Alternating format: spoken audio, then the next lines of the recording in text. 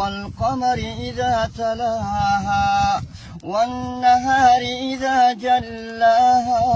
والليل إذا يغشاها والسماء وما بناها والأرض وما طحاها ونفس وما سواها فألحمها فجورها وتقواها قد أفلح من زكاها وقد خاب من دساها كذبت ثمود بطغواها إذ انبعث أشقاها فقال لهم رسول الله ناقة الله وسقياها فكذبوه فعقروها فدمدم عليهم ربهم بذنبهم فسواها